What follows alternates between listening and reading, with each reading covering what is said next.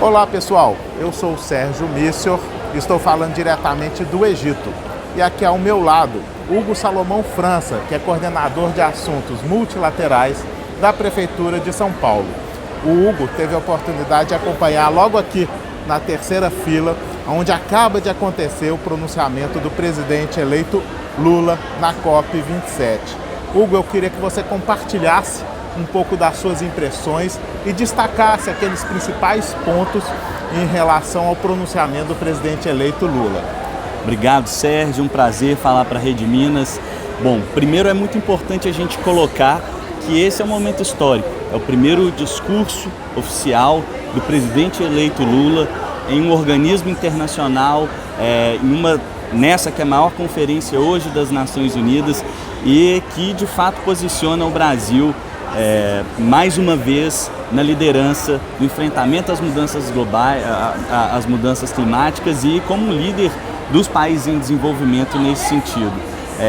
Foi uma agenda muito prestigiada por diversas lideranças e autoridades, não só brasileiras, mas de todo o mundo, e onde o presidente, em uma das suas falas, colocou que o Brasil está de volta. O Brasil está de volta à mesa de negociação, está de volta ao multilateralismo global, papel que sempre ocupou muito bem de líder, de negociador, de conciliador de diversos interesses entre os diversos grupos, G8, G20, BRICS. Então foi uma fala de posicionamento do Brasil enquanto líder global que sempre deveria, historicamente sempre foi, nunca deveria ter deixado de ser, mas que nesse momento, mais uma vez, coloca ele enquanto presidente, a partir de 1º de janeiro, a liderança formal, institucional do nosso país. E pontos principais que foram passados, primeiro essa questão da liderança do sul global, dos países em desenvolvimento nas negociações sobre clima, mas em negociações do multilateralismo de maneira geral, a necessidade de termos atenção à justiça climática, um dos principais pontos debatido nessa COP, inclusive, onde países desenvolvidos, que via de regra são os que mais emitiram e causaram a mudança do clima, não são aqueles que mais sofrem. Os que mais sofrem são os países menos desenvolvidos, mais pobres. Então é preciso de mecanismos financeiros, de fluxos financeiros, para que essa justiça climática possa ser equiparada. O tema de perdas e danos, que também é uma novidade dessa COP, para que as populações mais pobres, mais vulneráveis e que, sobretudo, sofrem as consequências da mudança climática possam receber compensações nesse sentido. E, além disso, também um grande anúncio que foi feito foi a demanda para que o Brasil possa sediar a COP30 em 2025.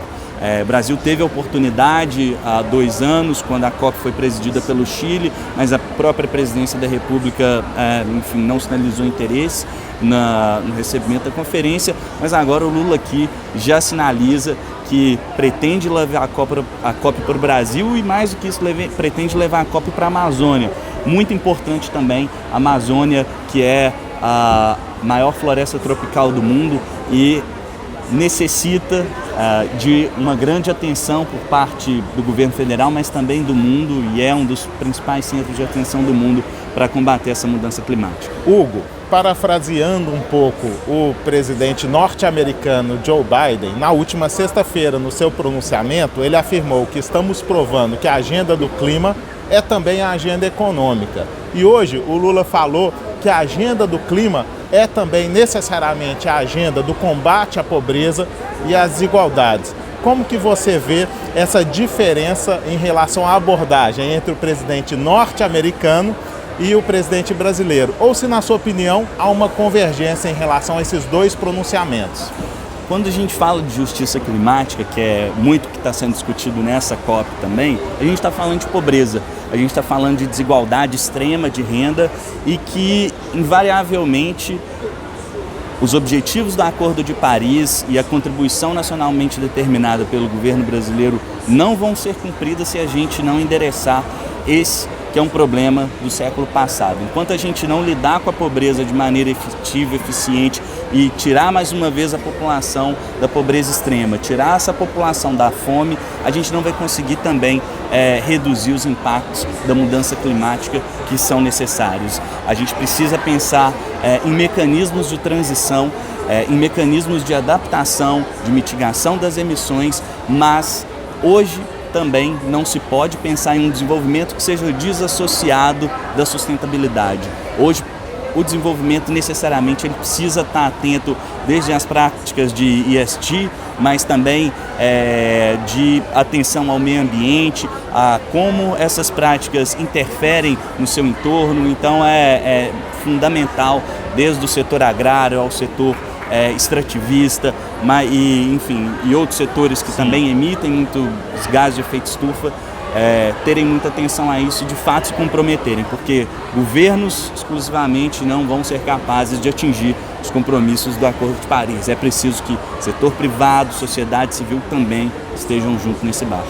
Agora, Hugo, o presidente eleito também foi muito enfático a afirmar que irá cobrar decisões e implementações. Segundo ele, muitas decisões ficam no papel e ele, neste governo, irá cobrar de forma mais incisiva não só o financiamento, mas a implementação efetiva dessas ações. Afinal de contas, essa 27ª edição da COP, ela também está sendo denominada como a COP da implementação. Como que você vê esse posicionamento do presidente eleito? Você acha que com isso ele assume não só um protagonismo na região, mas também um protagonismo mundial? Há espaço para isso? E você enxerga na fala dele um desejo de ocupar essa posição? Não, sem dúvida.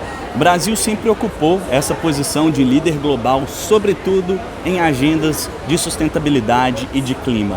A Eco 92 é um resultado disso, a Rio+20 é um resultado disso, e as negociações para o Acordo de Paris foram em grande medida viabilizadas pela participação do Brasil enquanto negociador ativo. Então, essa posição de liderança, seja da América Latina, mas também no mundo, do sul global, dos países em desenvolvimento, sem dúvida alguma, na minha opinião, vai passar pelo governo brasileiro, vai passar na mão e na caneta do presidente Lula, porque, além de tudo, é uma pessoa com um grande carisma e grande adesão internacional. Ele está sendo requisitado por diversos chefes de Estado, representantes de delegações aqui na COP para agendas bilaterais, já esteve com os Estados Unidos, com China, e necessariamente o Brasil, não só pelas dimensões territoriais, pela Amazônia e também por ser uma das maiores economias do mundo, mas pelo papel que sempre cumpriu enquanto líder dessas negociações. E sobre a questão do financiamento, de fato, Lula mencionou na COP15 Copenhague, foi prometido um fundo de 100 bilhões de dólares anuais a partir de 2020 para o financiamento da mudança do clima. A gente já está em 2022 e esses valores, essas contribuições ainda não foram aportadas. Então é fundamental, é muito necessário que os compromissos de fato sejam assumidos. Sim. Eu participo das COPs desde a COP21 de Paris, onde o acordo foi assinado, é a 7ª COP, e cada COP, algumas têm maior êxito, outras menos, com um incremento gradual de compromissos, de mecanismos de implementação e de agenda, mas de fato a gente já não tem mais tempo, a gente precisa começar a implementar ontem. Então a fala do presidente Lula também traz muito essa perspectiva de tentar criar uma governança global mais significativa, Sim. onde não necessariamente a gente dependa da vontade dos países desenvolvidos destinarem fluxo de capital e de investimentos para combater as mudanças do clima, mas eventualmente mecanismos de obrigatoriedade desses compromissos já assumidos. Porque se a gente eventualmente ficar só dependendo da vontade, a gente pode de fato não conseguir atingir os acordos de Paris, etc. Sim, Hugo, inclusive eu conversei com vários especialistas na área e eles defenderam que o volume de recursos deveria ser multiplicado por 5, 8, até 10 vezes diante dessa emergência climática. Mas por último eu gostaria de compartilhar também uma fala do presidente eleito nesse pronunciamento, quando ele destaca a necessidade de uma governança global, com foco notadamente na agenda do clima. Comente para a gente como que você enxerga esse tipo de estrutura de uma governança global e como que isso poderia ter efeitos práticos dentro daquilo que o presidente eleito está defendendo. Sim. Pois é, hoje o que a gente tem é a Convenção Quadro das Nações Unidas para a Mudança do Clima, onde as negociações via de regra acontecem, mas são negociações, e enfim, os compromissos resultados dessas negociações não têm caráter vinculante, mas não tem imposição dessas medidas a cada um dos países. Então, na minha percepção do discurso, do pronunciamento do presidente Lula, a ideia é que necessitamos de construir novos mecanismos para que os compromissos previamente assumidos e os posteriormente assumidos possam de maneira mais efetiva ser implementados, seja para os fluxos de financiamento, seja em relação aos compromissos e às NDCs de cada país, seja em relação aos fluxos para a justiça climática e para perdas e danos, porque de fato a gente chegou no momento crítico, a gente não tem mais tempo a perder.